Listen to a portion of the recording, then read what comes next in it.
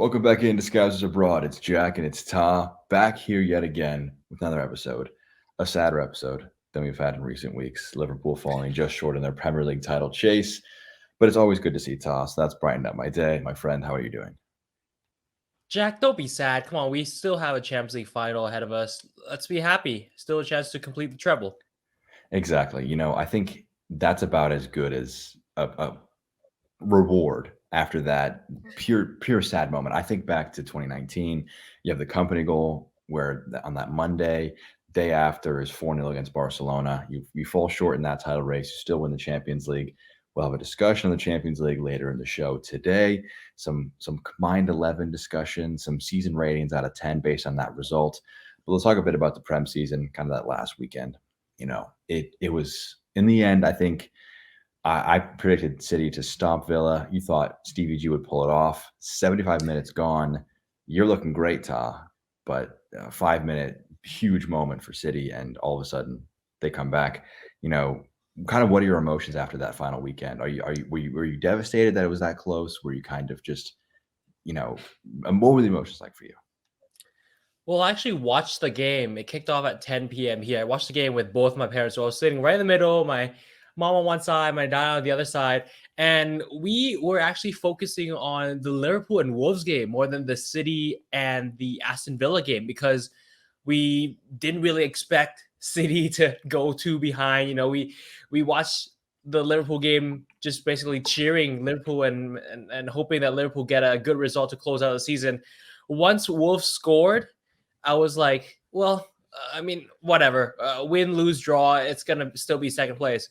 When Liverpool equalized, it was probably around a similar time that Aston Villa, Matty Cash got the 1-0 goal. And at halftime, it was 1-1 at Anfield while City were down 1-0 at the Etihad. And I was just like, wait, it's happening. It's happening. I went crazy. I started texting my friends. I think I messaged you guys in the obviously transfer room group chat as well. And when Coutinho made it 2-0, I think I was running laps around like the sofa. I was not sitting around at all. I probably woke up half of my neighborhood screaming when I checked that Coutinho's goal. And it didn't hurt that much that City came back because we sort of knew City had that in them. The Aguero moment 10 years ago, late comebacks as well in the other Premier League seasons.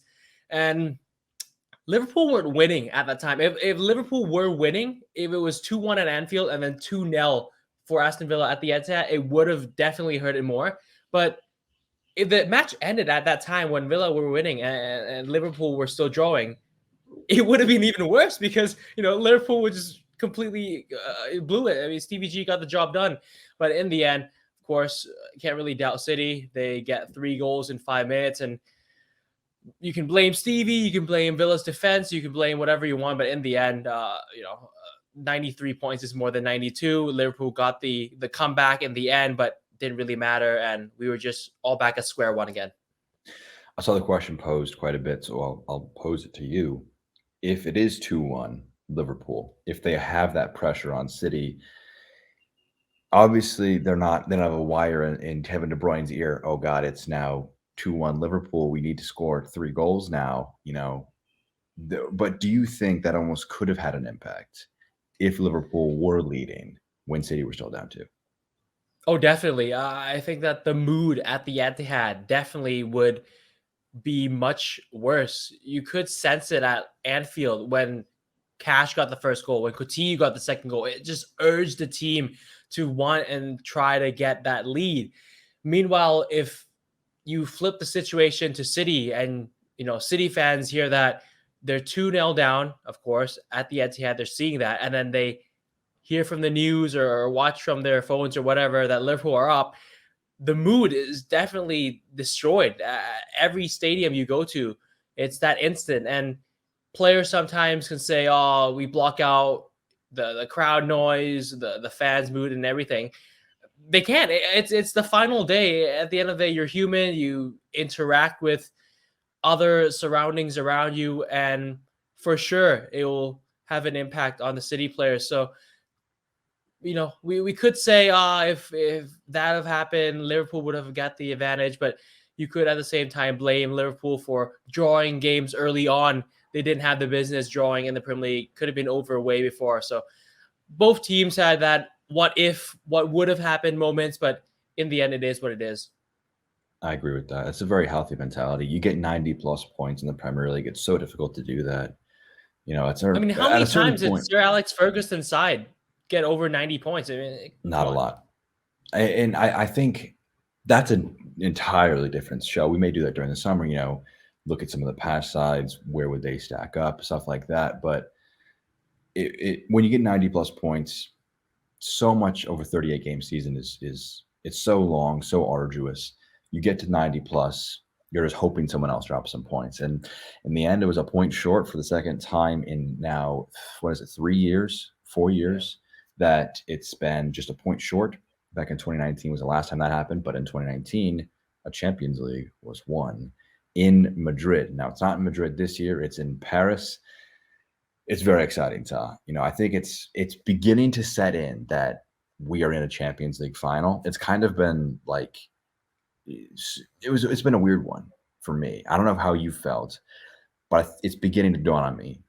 We're about to have the showpiece event in European football, and Liverpool's about to be a part of that. Well, kind of what are your emotions a few days out of it? The Premier League hype and the Premier League title race really took a toll on me. I was a bit stressed out before the Wolves game. I was thinking, could it be possible? Are we can really do the quadruple? But now that I've shifted my attention towards the Champions League, it's been quite a comfortable ride, you could say. We've won pretty much every single game, or every single opponent we've played against, we've beat. So Liverpool have been the more dominant side in every single Champions League fixture. And you can't really say that for the 18-19 season or way back in Gerrard and Benitez's day back in 05. So it's almost like we've been on a cakewalk to the final. So now that it's settling in, this is the biggest stage. This is the biggest game. I'm a bit nervous, not going to lie, because Real Madrid, they are Mr. Champions League. They've won it 13 times, and the history's there.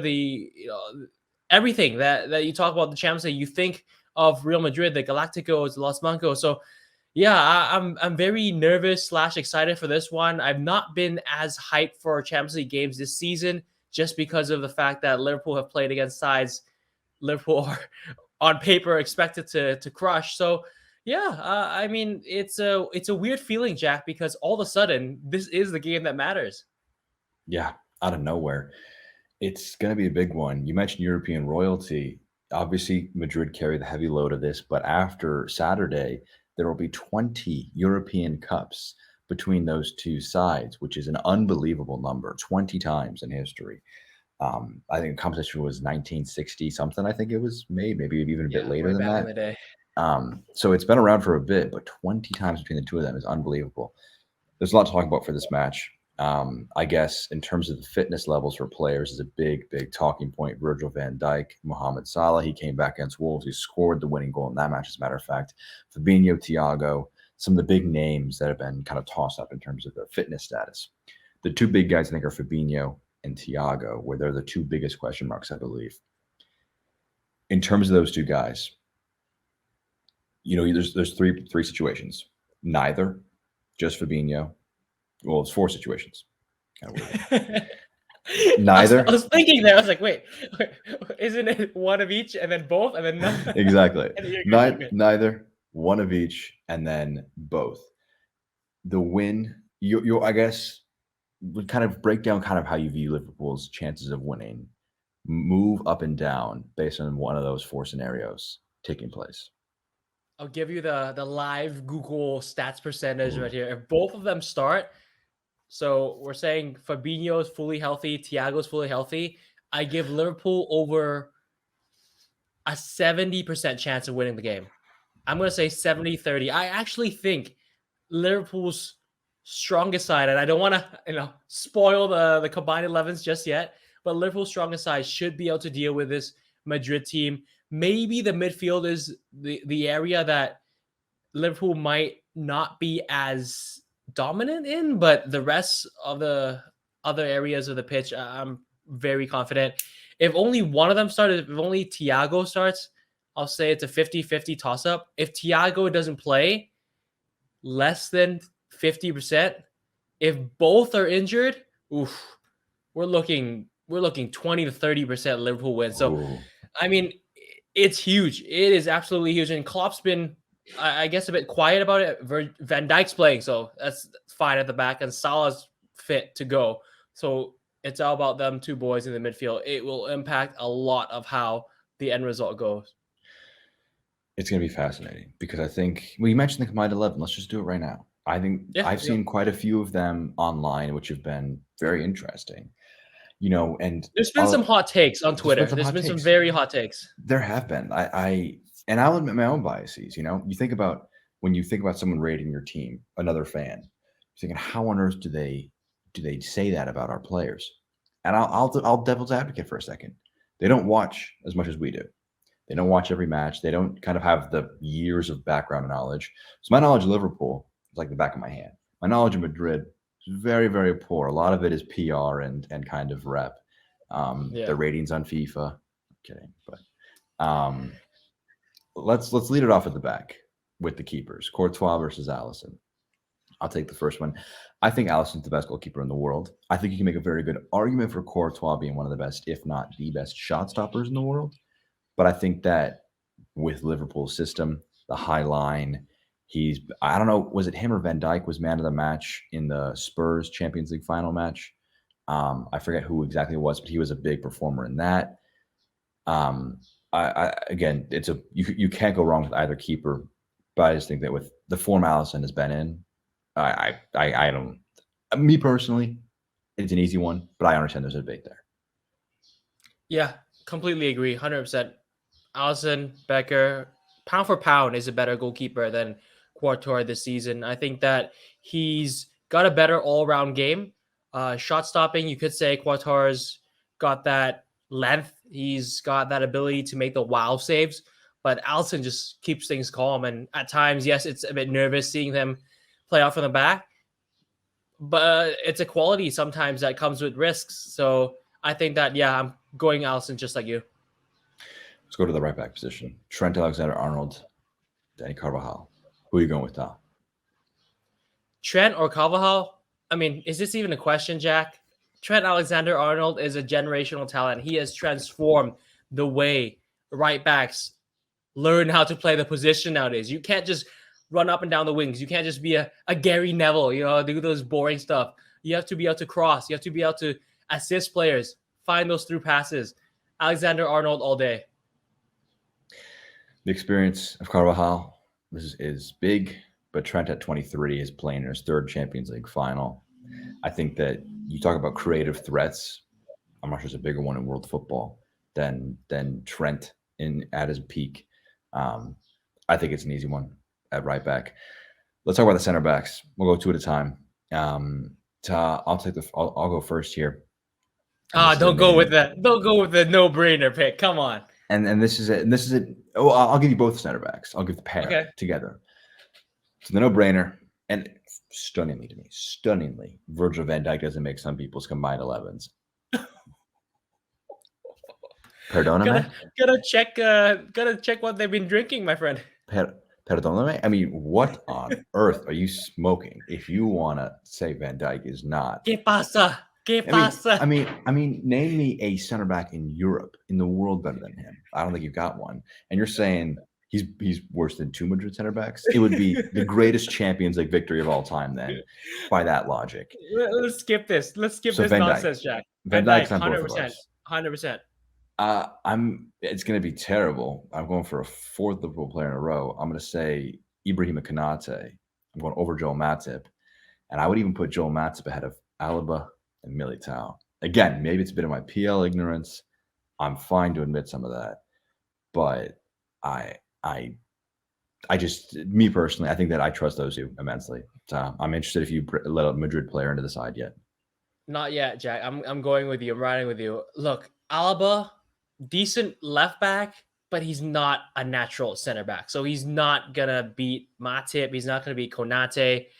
Militao, wasn't even starting games a few years ago until Ramos and all decided to, leave. So no, none of them are better than what Liverpool have. Konate, I don't think has lost a game yet. I Nope. might be wrong, Nope. but he's not lost a game. So he's not done anything wrong. He's lethal going forward, aerially, can play out the back, been solid. He's only 23. It's crazy. He's the same age as me, and he's winning trophies already, getting played in the Champions League final at his hometown. So I'm a bit jealous here, comparing what I'm doing and what he's doing. So, anyways, Van Dijk and Konate. At left back, Andy Robertson versus Ferland Mendy. I'm going Robertson again. It's an entire Liverpool back five. And again, this is setting it up for if Liverpool don't win, this is going to be a stunning upset. Because I'm just saying, and this is how I've always maintained, right? Liverpool pound-to-pound individual quality is up there with anybody. It's just always been a case of depth and our system kind of grinding guys out. But I think one-off, I back all five of those guys at the back. I'm saying Robertson over Mendy. Ta, who are you saying? Gotta go with Robbo. He's got the drive in him. He's got the motor in him. Mendy's an up-and-coming player, but I mean, Robertson's a proven talent. 5 years already. He's put on a great shift every time he's played. He's probably had less than 3 or 4 bad games the entire campaign. So no brainer again. Robertson, all back 5, Liverpool. Let's get in that midfield now. I'll let you go first to that holding midfield spot. They play very similar formations. So Casemiro versus Fabinho, a Brazilian battle. Who are you going with, Tom? This one's very tough. It is. But I'm actually going to go with Fabinho. I think Fabinho has more in his locker. He's more silky if you look at him on the pitch. He makes passes quite simple. He intercepts the ball well. He reads the game brilliantly. Casemiro is like a hard man. He'll go into tackles. He'll get in your face. He'll do all that stuff. But when you look at all-around game and that holding midfield position, who can intercept the ball? Who can transition that play from back to front? I think Fabinho just edges Casemiro, but Casemiro is a world-class talent. Now, if you ask me about the 2 other midfielders, we might start to see some Madrid names in there, but so far, all 6 Liverpool players. I'm going to break it, personally. I'm going to go with my combined 11 is going to have Casemiro at the base. Okay. And this might be a bit controversial to Liverpool fans on this channel. I think a Fabinho who is just getting back into training this week, not 100% fit, I'm taking Casemiro over him. I don't think that's too bold. But I'm also taking a fully fit Casemiro over a fully fit Fabinho. And here's why. I think the experience matters. He's 30 years old. He's a very similar, he's not past his prime in the slightest. People talk about these Madrid players like they're all ancient. Modric and Kris are getting up there a bit in age. But he is going to be one of the big factors. Him versus Fabinho is always a big, the tactical fouls. This is going to be an open match. I imagine there'll be open moments. I won't say it's an open match. There will be open moments. So whichever defensive mid can skirt the rules the best without getting in the book and being able to kind of be a bit looser with the challenges is going to be a big factor. Casemiro is one of the best in the world at that. In addition to having many other world-class attributes. I do think he's slightly better than Fabinho. I think Fabinho is unbelievable. I think they're both world-class. But I would say, and I think they're both top 3 in the position. I think it goes, in my opinion, it's Rodri, Casemiro, Fabinho, with top 3 defensive mids in the world. So it's right now, yeah, currently, you're right. I think it's pick of the bunch for those guys. You mentioned the other midfielders. You have some Madrid names there. I'll let you go first and then take the reins on the rest of the midfield, kind of how you see it playing out in your combined 11. I'm gonna pick Luka Modric in for that Henderson/Keita position. So Luka Modric is gonna slide in. 36 years old, Ballon d'Or winner. Let's not forget Ballon d'Or winner. So he still got it in his locker, outside of the foot, inside of the foot, drive shots, everything. It's crazy. It's aging like fine wine. So for me, he's still up there as one of the best midfielders in the world, and I think he's better than what Liverpool have in that Henderson/Keita position. So I'm going to go Luka Modric, breaks into my fully Liverpool stacked roster. Totally agree with you. I think Modric has been a Ballon d'Or winner as a midfielder. Even is still a remarkable accomplishment, especially in the Messi, Ronaldo era. And he's gotten only better with age. I think he's an unbelievable performer. He's going to be big in the midfield. A lot of the midfield's role is going to be mitigating his influence on the match. I think he's one of the easier picks. It's no discredit to anybody. So let's jump to that other midfield spot. Kris, Thiago. You could maybe put Henderson, Kate in this spot. I'm going Thiago. I think even a 50% Thiago, where his Achilles is at 100%, it's major risk if you're trying to try and play him at not 100%. But he's such a difference maker when he plays. Toni Kroos is one of the best in the world, and he's, I won't say best in the world this year, 2022, but historically one of the best of this generation. Thiago, same boat, and Thiago's got it in his locker today. My midfield trio is Casemiro, Modric, Thiago. Who rounds out your midfield top? My midfield three, like I mentioned, Fabinho at the base, Modric on one side, and on the other side, I'm going to copy that pick. I'm going to go Thiago. One of the most consistent players on the Liverpool team this season, always a baller every time that he steps onto the pitch. I think Liverpool's social media account can easily generate content from him every game he plays. It's just another Thiago showreel, him slicing passes, feeding in players, knocking it side to side, switching it long, switching it short. It's a perfect player to have and conduct that midfield. So Thiago for me. Kroos, better shooter, better striker of the ball than Thiago, but Thiago's a better all-around passer and player for me. So I'm going to go Thiago to finish up that midfield three. Thiago is one of those players where you watch him play and you just think, I could go do that. I could go. Makes it look so effortless, so easy. And we had an intramural soccer team. I said intramural soccer team, very American there from me. Intramural football team. You saw how I play on the pitch. I got the passion. I got the desire. I got a height. I can win some aerial duels. Technical skill. We don't have that here. Not in America. We do not have that here. So let's look at the front three, where there is a lot of technical skill in abundance. The right wing, I think it's a no-brainer. I think that most would agree, even after kind of a rough 2022 post-AFCON. Mohamed Salah. Easy enough, Tom? Yeah, let's skip this one. Top scorer in the Premier League, tied with Son. Top assist, right? Top playmaker as well. I mean, the guy's doing that in the best league in the world. No brainer. Yeah. Skip to the next one. Let's skip to that next one. The central forward position.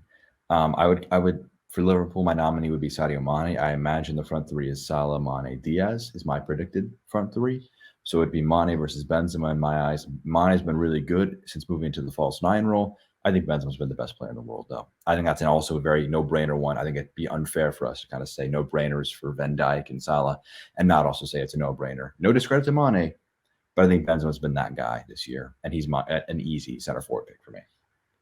Karim the Dream, King Karim. Yes, I have to go with Madrid's Karim Benzema. I mean, he's up there for contention to be this year's Ballon d'Or winner, probably close to Salah in terms of the accolades. You could potentially put Mane in that conversation too, but Benzema's been the most clutch player in the Champions League this season. There's no arguing that.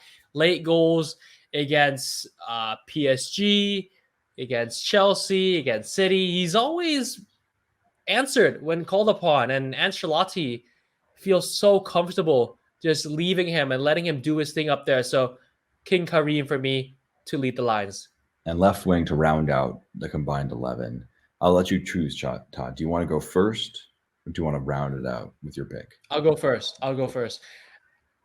As much as I love Luis Diaz, I'm not going to go with Luis Diaz. I think I'm going to go with Vinicius Jr. He's been electric this season in the La Liga. I've watched a few highlights for Madrid throughout the year. They've obviously won the La Liga this year by quite some distance. And he's always an option on the wings. And he's always looking to beat players one-on-one. Reminds me a bit of Mane back in the day, maybe a few seasons ago, where it's an up-and-coming player, raw talent, but no longer raw. He's sort of had that ability now to know when to push, know when to slide in, know when to cut inside, know when to not, go on his own. So I think he's up there as one of the best in the world in that left wing forward position. I'm going to go with Vinicius Jr. So the front three is the only position or the only area on the pitch that there are more Madrid players than Liverpool players.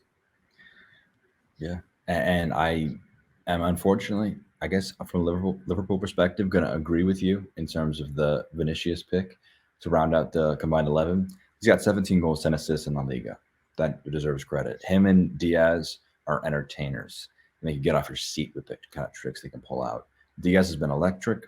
I think that next year, he's older than him. I think that Diaz could be better than Vinicius next year, a full preseason, a full time to bet into the team, because this is not a complete Luis Diaz. This is still, he can be one of the best players in the world, but he's still got time to bet in. This is still just less than 5 months since he's signed for this football club.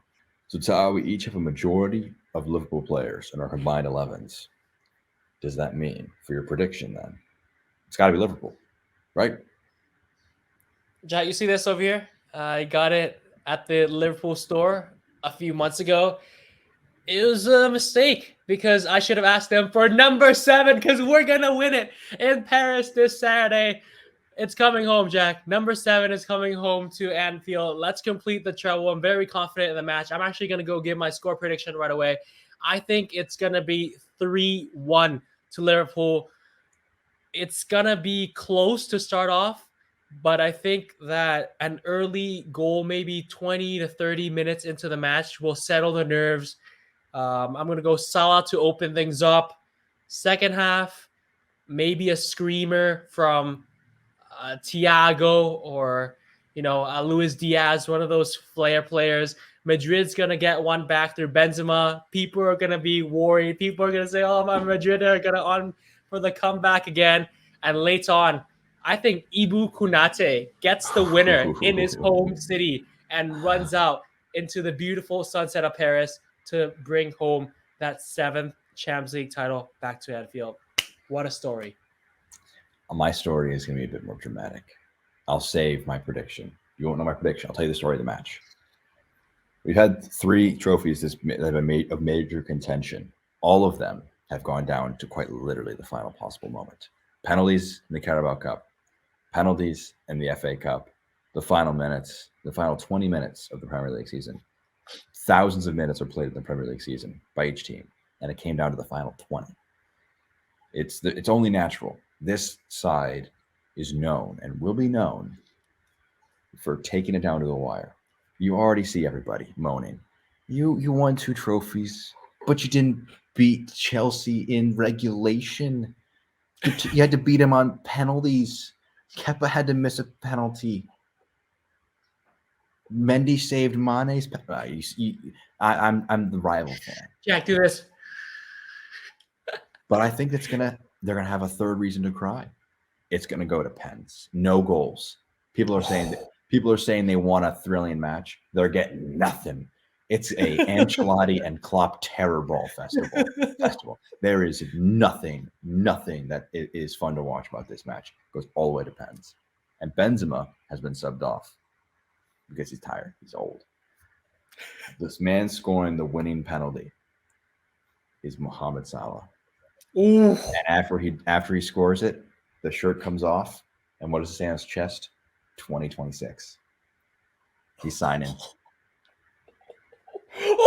I thought my storyline was good with the Konate, with the 3-1, riding into the sunset type of vibe, a dominant night, a night that Liverpool fans can be confident about. But yours is, complete the treble with 3 penalties in a row. That is ice in your veins, Mr. Jack. I think it's gonna be 5-4 on pens. I think it's gonna be the 5th penalty taker in Salah. I think it's gonna be I've seen enough finals by Liverpool to know that Klopp ain't gonna make it an open match if he can help it. Yeah. I think it will. Here's the thing, though. Actually, the Chelsea matches were mistaken for not being open affairs. They were open, but they were just bad finishing by both sides. Like the XG on both of them was 7 for Chelsea, where they had just an unbelievable amount of chances. They just couldn't finish. Same with Liverpool. So maybe it's a flawed prediction based on just the results. Maybe we should look at the underlying impacts. But the thing about finals, it doesn't matter about XG or trends, because this is what's magical about the Champions League is back in 2005, Liverpool weren't even top four in the Prem. They beat a Milan side where you look at that team sheet. Have you seen that team sheet from 2005, Ta? Like literally, it's just legend after legend. Pirlo, You don't Gattuso, need a combined 11. You could pretty much just pick the Madrid side as the best 11. and maybe Xabi Alonso and Gerrard sneak in there. But you can even make an argument but that's a totally different discussion as well. So we each have wins. I want to end the show kind of on an interesting discussion that I always find interesting, and that is how we view the season.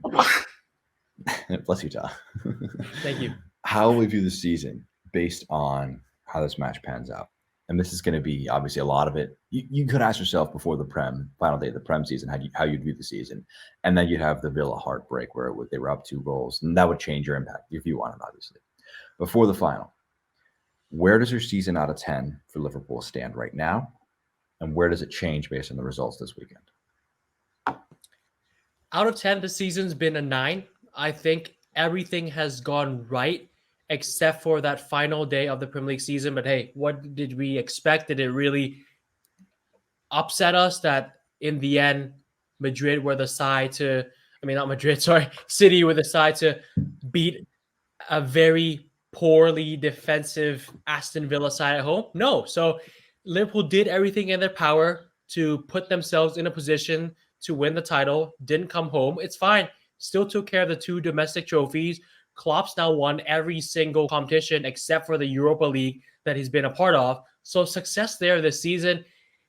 Without the win in the Champions League, maybe it goes down to an 8 because, could have been a quadruple, only won the 2 domestic cups. So that would knock off a point. But if Liverpool go on and win the Champions League, that 9 for me will go to a 9.5 or a 9.8 or whatever, almost a perfect 10. Because how many teams realistically every season expect to win the treble? Probably less than 1, maybe 0, maybe not at all. So what Liverpool are accomplishing and what Liverpool have accomplished, already a 9 for me. So round of applause. I have a bit of a different perspective on it. I view the Champions League, the Carabao Cup, and the FA Cup as results oriented. Did you win it? Yes or no? And they've won 2 of them. The only 2 they could have won so far. They're in the final of the other one. That is a 9.9 out of 10 right there. 10 out of 10 if you win that one. Toss the Premier League in there. This is a perspective that's kind of adapted as the years gone by, but I don't view it anymore as winning the title. I view it as getting 90 plus points, putting yourself in that contention where you get that luck to fall your way. Because over a 38 match season, yes, you should have won your head-to-heads against City if you really wanted to kind of put it much more in your hands. It's 4-point swing that you could have pushed yourself up. But I still think that you got 90 plus points. That's a 10 out of 10 season in the Premier League. That's so hard to do. This season's a 10 out of 10 at the moment. And I don't think that changes on the weekend, to be honest with you, Tom. I'll still look at the season with 2 trophies, and we were right there on the 2. Does it hurt that it's the 2 major ones and the 2 minor ones were the ones we fell short on? Yes, that hurt. But you think, I was watching back some of the moments that, there was a really good video. I forget him. I'll put a little link to it. It was a great compilation on Twitter about Liverpool's road to Paris. And I was watching some of the moments, and the moments of luck that happened all season long. You need so much of that. And a lot of it is you make your own luck. But they've gotten themselves here. And that's 10 out of 10, man. That's so hard to do. That's why it's so unparalleled that no one has gotten this far to be this close to winning 4 trophies in a year. And Liverpool almost did it. They could win 3. So it still could be a really, really good season. Well, Ta, I hope the next time we speak is with much, much more positive moments, us recounting our celebrations. What I want you to do, Ta, is we should do it for the count. Would the viewers of the LFC Transfer want to see videos of us mourning right after the defeat, like videos of our reaction to the match. Because I'm thinking, if we win, let us know in the comments. Let us know. should we take videos? Should we almost vlog our reaction? Because obviously you can watch Louis, join him on the channel for the Champions League final. Going to be a big one on the channel for that. But I think I might take video, or my dad or my mom shoot a video of me reacting. If it's my prediction of the Salah pens, then it would be just pure emotion. We'll have that in the bank if needed. But record your reaction, Ty. We'll hope it's a good one. What are your final thoughts before we get out of here? Jack, honestly, whatever happens on Saturday night or Sunday morning here, it's been a fantastic season. I've been glad to be able to do and be a part of the LC Transfer Room channel, create content both on players, both on other aspects of Liverpool's game, the history, all that stuff. So it's been a great ride, and we go again during off season. Exactly. Just the start of the LFC Transfer Room journey. The very end of the 2021-22 season is just a few days away, a few moments away. So make sure you subscribe to join us for that and all of the content coming down the road. Well, I've been Jack. That's been Todd. This has been Scousers Abroad, presented by the LFC Transfer Room. We'll be back after the final, hoping to recount another treble in Liverpool's history. But until then, take care and have a good one.